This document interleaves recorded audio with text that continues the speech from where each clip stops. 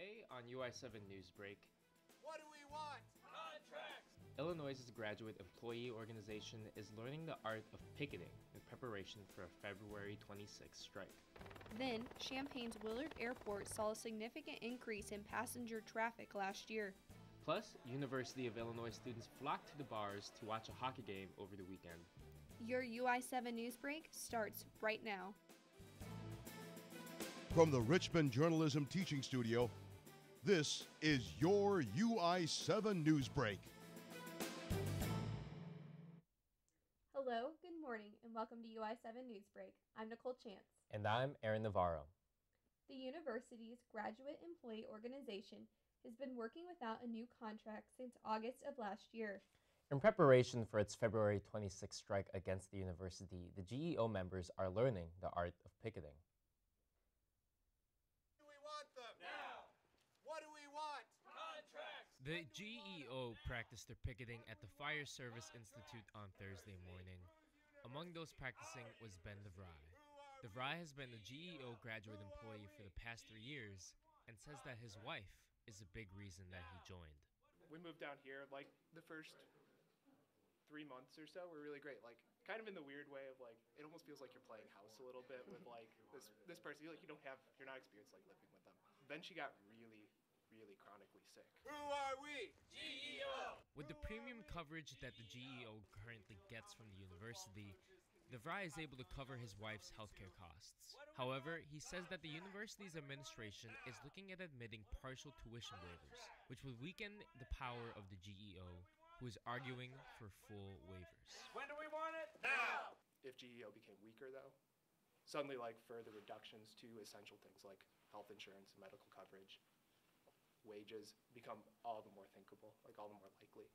Bruce Covenant is the GEO's grievance officer. He says that their two priorities are financial stability and maintaining tuition waivers. So they aren't necessarily living in this sort of precarious situation where unexpected expenses can really damage their livelihood. In response to the GEO's intent to strike, UI spokeswoman Robin Kaler said in the Daily Illini that the university will continue to bargain in good faith and that they continue to work towards an agreement that is fair to all parties. If that doesn't happen, DeVry says him and his wife are ready. My wife will definitely be on the picket line with me if and when this happens. For UI7 News, I'm Aaron Navarro. Illinois men's basketball plays its final home game of the season versus Purdue on Thursday night. And the game on the court might not be the only hotly contested battle. The group called We Support the Chief is hosting a Paint the Hall Chief night at the State Farm Center on Thursday. The group's Facebook post calls for fans to, quote, "We walk in, and if anyone says one word to us, we fold our arms like the chief and stoically walk right on by. This is what we must do, too, in order to honor him." The group is asking supporters and fans of the retired Chief Illiniwek to wear merchandise featuring the Chief during Illinois' game versus the Purdue Boilermakers. An opposition group called Fighting Illinois' Racist Mascots will be holding an event titled Solidarity at State Farm on Thursday. The group said on Facebook that we have waited long enough. New mascot now. Focusing on transportation news, as it turns out, an airplane can ascend higher outside of the context of elevation. UI7 Newsbreak's Chris Joe covers an alternative type of aviation at the Willard Airport. Willard Airport has flown higher in more ways than one. Find out how this specific type of flight doesn't necessarily have to do with altitude. Willard Airport soared in 2017. The airport experienced a 12% increase in passenger traffic. Student Noah Howell attributes this spike to the ease of the security process. Well, it's very nice. It's very easy, smooth. You walk. I actually just got here 5 minutes ago, and I'm about to go through to TSA already. So it's very smooth sailing. Yeah. Executive Director Gene Cossey mentions the increased opportunities in the addition of flights. United Airlines added new flights into the market.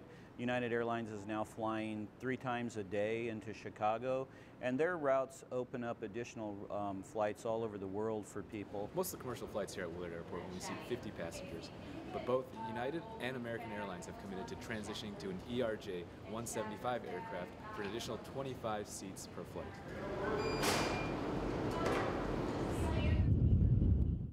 United was not the only airline to add flights.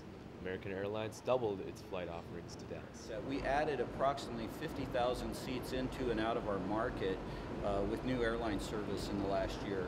So that gave people a lot more opportunities to be able to fly out of Champaign-Urbana. And the increase in passengers comes as no surprise to Howell, who is appreciative that a university can have its own airport. I feel as though college having its own airport is a pretty great thing to have, and that's probably why.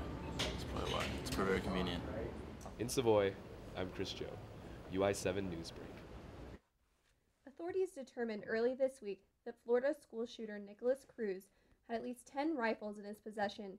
Cruz was charged with 17 counts of premeditated murder following the deadly shooting at Marjory Stoneman Douglas High School in Parkland, Florida last Wednesday. He used an A4-15 rifle in the massacre and killed 14 students and 3 staff members. All 10 guns were long-barreled rifles. Cruz, only 19 years old, is too young to buy a handgun. Cruz had previously displayed the guns on his personal Instagram accounts prior to the shooting. Making a Murderer, the popular Netflix documentary series, is making headlines again, but the headlines are not for the actual show. Brennan Dassey, whose conviction was featured in the show, is asking for the Supreme Court to throw out his confession. Dassey was just 16 years old when the confession took place, when he admitted to assisting his uncle in the rape and murder of photographer Teresa Halbach. Dassey was sentenced to life in prison back in 2007. The Wisconsin Appellate Court upheld the decision, with the U.S. Circuit Court of Appeals overturned it. Some say college students don't have enough free time to give back to the community. But Penn State University students raised over $10 million at the school's annual Thon event. The funds help children with pediatric cancer and their families at Penn State Hershey's Children's Hospital. The students danced and stood at the university's Bryce Jordan Center for 46 consecutive hours at the main event. Thon has raised over $146 million since 1977 and more than $13 million alone in 2013. It's been a wet week, and the rain will continue into this weekend. Get those umbrellas out on Friday and Saturday. We will have a high of 50 degrees on Friday as we continue an abnormally warm February week in Champaign-Urbana. Showers throughout the day and a low of 39. Saturday is more of the same, a high of 58 with showers and an overnight low of 31. We get a break from the rain on Sunday when it is cloudy with a high of 49 and a low of 29. We will be back with more of your UI7 Newsbreak after this short break.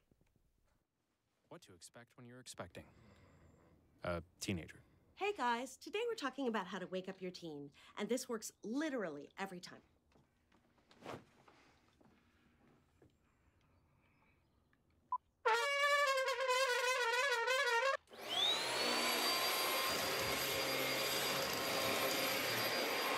Give kisses.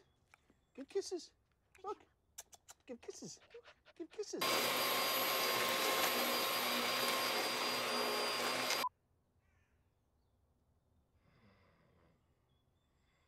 You heard how loud that was. I know, You I sleep heard. through that. I heard. It wasn't you. Yeah. It was the... Is that bacon?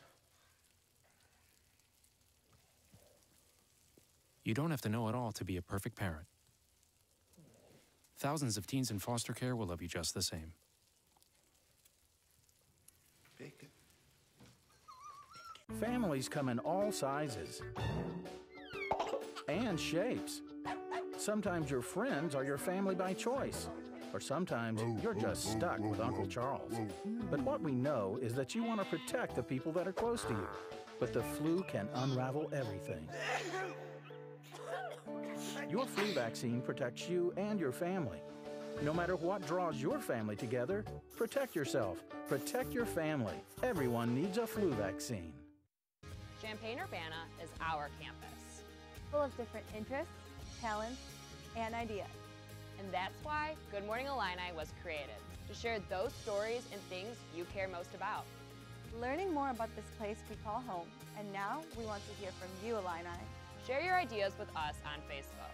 And follow our stories on Instagram.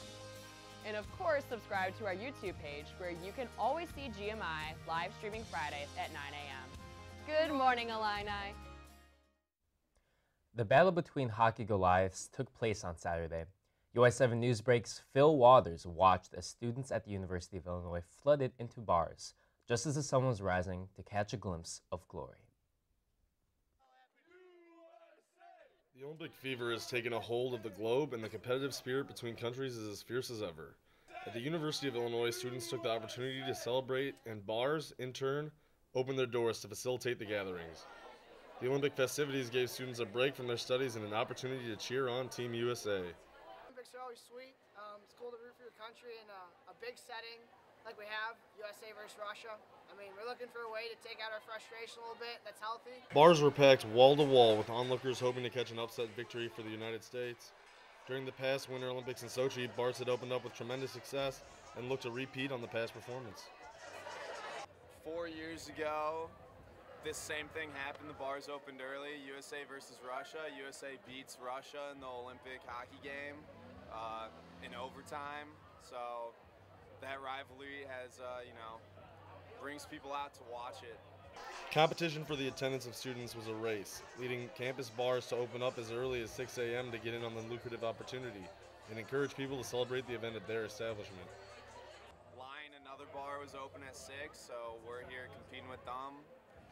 We're doing pretty well right now. It's pretty busy in there, so I think people are pretty excited to see the game.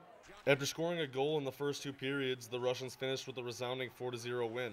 Up next for the U.S. is the make-or-break tournament for gold. With UI7 Newsbreak, I'm Phil Waters. The Illini men's hockey team took 2 victories to close out senior weekend in the last home series of the season. The Illini hockey team skated right into a win against Robert Morris University Friday night with a clean sweep, beating the Eagles 3-0. Strong goaltending and a second Illini shutout by Jake Barnhart kept the Illini on top. And Saturday night, the Illini closed out their last home game with another win against the Eagles 2-1.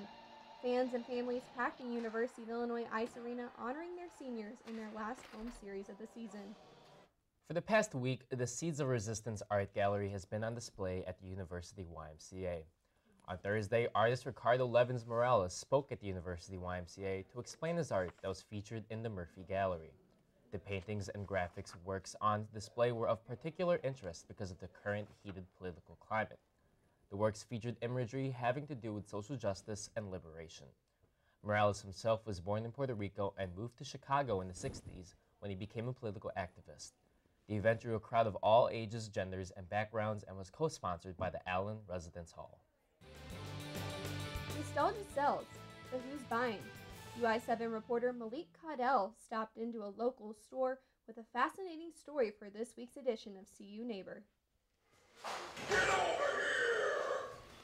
The door might sound aggressive, but according to owner of Live Action Games, Adrian Astorina, it's actually a clever disarming tactic to make customers buy more. Best games, then followed by the okay games, followed by the crap nobody wants. The store, located near the train terminal in Champaign, is a retro store specializing in video games and toys calling back to the past. Impressively, Australian-born Astorina has no business background, but that didn't frighten him away from starting the business back in 2012. Super easy. The hardest part was getting money. Money and surprisingly insurance for a used store. The location, once we found the location, which was pretty easy, it all kind of just fell into place. I will smite thee, Goomba, not if I have anything to say about it. Whoa, hey guys, we're here to share out a video game store. And here's a little bit more about the history of it. It hasn't all been smooth sailing for Live Action Games. Initially starting the business with a friend, it took Astorina a lawsuit to get the store back under his ownership. He's been working to rebuild the store's reputation ever since. Gamer Luis Wale says there's definitely an appeal to stores like these. You can play like new games it's just gonna keep happening, but you're really gonna remember like your favorite game as a kid. At the end of the day, for Astorina, it's not about how much money he makes, it's about the experience he can provide. My favorite is when people walk in and all they do is inhale. They're like, you know, it's like, I remember this. In Champaign, Molly Caudell. Next. UI7 Newsbreak. For more of our stories, please follow us on Facebook and YouTube. Thanks for watching. Have a good day.